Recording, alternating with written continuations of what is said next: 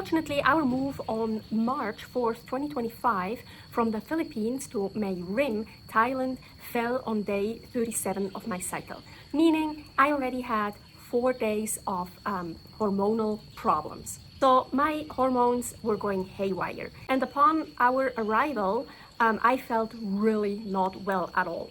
Here is the video how shitty I felt when we arrived in Paradise. CFS sucks, but at least there's no pain involved with it. And there's much worse things than chronic fatigue syndrome. Well, at least for me. Everything slows down. My entire world becomes very slowly. Everything takes so much time and energy. I'm a strong believer that one can't understand someone else anyways.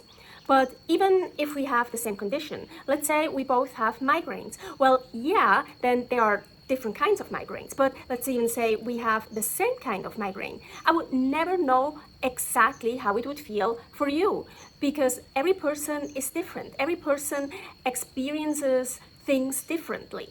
But of course, now in the case of CFS, other people that experience CFS as well, of course, they relate much more than others to me. Even though I think it's really hard to understand, I still try to explain it how it is for me.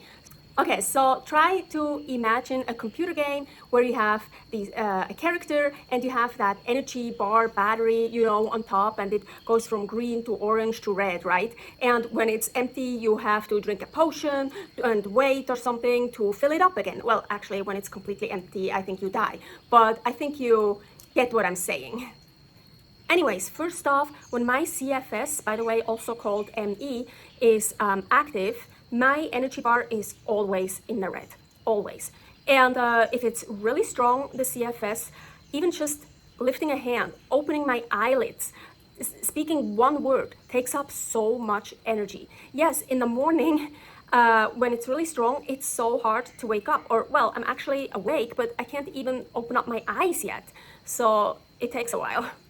As mentioned, everything is very slowly. Talking, moving, thinking, yes. Even my brain, my thinking, it slows down and I get a lot of times like brain fog. I can't even think clearly anymore. When I decide to do something, let's say I wanna get up, go to the fridge, take out some food, put it on a plate, go to the kitchen, warm it up, put it on the plate again, eat it, put the stuff back. Well, so yeah, I'm trying to do that. So first, I just keep laying in bed or sitting on the recliner or wherever I am, and I'm just waiting. I'm just trying to gather my strength for, okay, I want to do that. So let's prepare. I try to prepare. Then I get slowly up. I'm always dizzy when I get up anyways. I think it's because of my low blood pressure. So I get up, I wait until I'm not dizzy anymore. I'll do what I plan to do very slowly, but sometimes it's like, oh yeah, it works well. Okay, I'm still hungry. Let's get some more food, cook that too, eat it. Let's put the stuff back in the fridge. Uh-oh, shit, I overdid it. And I'm done. Right there in front of the fridge, I can't go back to bed anymore. I'm actually gonna try to show you maybe how it will, well, I'm acting right now, but maybe how it will be. So like here, and the CFS kicks really in. I'm like, even if over there is a chair, like, well, yeah, this chair is really close, but let's say I'm here and the chair is there and I can't. I'm not like just falling to the floor, but I'm like slowly, I can't. So I'm just sitting down, laying down, or whatever, yeah. Sometimes when it's not that crazy bad yet, Paul can help me back to bed. Very slowly, with a lot of patience, with a lot of helping, getting back to bed. But sometimes not even that, and I just, no, I can't. Let me just be, let me just lay here, and I lay on the floor and just wait until I'm a bit better. I'm like, okay, now please help me to get back to bed. Yeah, with very unsteady steps, and I guess I look like a fawn that learns how to walk. Sometimes I just go from my bed to the bathroom, sit down, pee, wipe, and then just wait. I can't get up yet, so I just wait there. That's also a reason, one of the reasons why I take my phone with me, so at least I have something to do on my phone or so, or also a reason if something happens, I can text Paul or call him. But so I just sit there and wait until I'm able to get up, flush, wash my hands, and go back to bed. So my energy bar goes down super quickly and is always in the red already anyways. So even just a movement or talking a little bit, saying 3 words or whatever can make that energy bar go down. So depending on how strong my CFS is, yeah, it depends what I can do during the day. Sometimes it's really barely anything. Sometimes, like yesterday, we could actually go outside and we were out for a good hour and I could walk. So we walked a little bit, but very slowly. And on the way back, when it went uphill, I had to really hold on to Paul. Like he was a bit behind me and I kind of pushed on him. So he had to help me with walking up. And then also once I had to just sit on the curb and wait. I was like, I need a break. I can make it. Paul said, oh, should I go get the truck and pick you up? You just wait. I was like, no, I want to make it. Yeah, it's also hard with CFS. If you push it too much, actually you can't push it. If you push it, you make it worse. You make it so much worse. But still, I need to push it a little bit. Otherwise, I would never do anything. I'm a lazy person. So I knew I can make it. I thought, no, I just need some rest. I wanna walk home myself. I can do it. And I don't think I pushed myself too much. It was okay. What I did yesterday, I am good today, but we're not gonna walk today. It's also always raining on and off. And my CFS is not crazy strong at the moment, but I can't work out. Yeah, a good example, when I go work out, when the CFS is too strong, I make it so much worse. It's so bad. I make it so much worse. So this is really hard. Usually when I feel like, oh, I can go work out again, I still wait at least 1 day because then it's usually too early. Also here, really quickly, I have to add about Epstein-Barr virus, EBV. So with EBV, CFS always comes too. My EBV is active, CFS is here, of course, no question. But you can also have CFS without EBV. There are people, they don't have EBV at all. For me, I think a lot of times the CFS is also active without the EBV being active. But back to training, with EBV, it's the same. When you keep training, or so you make it so much worse. So really, you need so much rest, and you have to be so careful not to overdo it. Because as I said, like, I feel like I have to push myself a little bit to do something, but not too much. Yeah, chronic fatigue syndrome. So you're tired, you're exhausted, you're so fucking tired all the time. So you think, oh, just sleep the whole day. I don't know about others. Maybe there are people with CFS, they sleep a lot. I usually don't. Being super crazy, tired, exhausted, unfortunately doesn't mean you can sleep. Sometimes, yes. Sometimes I can take naps. Sometimes, yeah, I sleep a lot. Sometimes I sleep like during the day, during the night, all the time, on and off. It's like I can sleep. But honestly, most times that's not the case. Actually, it's more the opposite. It's even harder. Well, okay, I have to be honest. I just wanted to say it's even harder for me to sleep, but I have sleeping problems apparently since I'm a baby. Well, falling asleep especially. So it's, for me, it's normal not being able to fall asleep for an hour or more. So yeah, no, I don't think I can say that it's worse than usual. Well, also when the CFS is not active, I have phases where I sleep better. Well, you know, you always have phases in your life. You have better sleep phases, less good sleep phases, whatever. But anyways, this is important to understand. Just because you're so fucking tired, or like you even feel like, oh, I just want to lay on my bed and sleep, it doesn't mean you can. And most times actually I feel it if I could sleep or not. So I feel like so fucking tired, but I know I'm so exhausted, I'm so fucking tired. I know if I tried to sleep, I wouldn't be able to sleep anyways. The important thing there is not to stress out about it, just to accept it and yeah, be. For me, it's also really hard or almost impossible to feel when I've done enough. Like, well, sometimes it's possible, but usually not. No, not really. Like that, okay, it's getting close to, I've done enough, I should stop, I should go back to bed, I should sit down. No, it's just suddenly it comes so quickly that it's just like my body's like, no, you're done. I'm done, I'm shutting down, I'm giving up. Well, not like giving up, it's not just dying, but really, it's just, I'm shutting down. Yeah, and then let's say this happens and I manage with Paul's help to go back to bed, and I really caught it way too late, and I just lay there. Then I just motionless lay there. I just breathe and I can't move. Okay, so let's say I'm just laying there on my bed, so I'm just laying there and I want to move my hand. Most times I like actually, or I even see my hand. I'm like, I want to move the hand, but I can't. I can't move it. I just stare at it and try to move it. I'm just like, come on, move, just move. And then suddenly it works.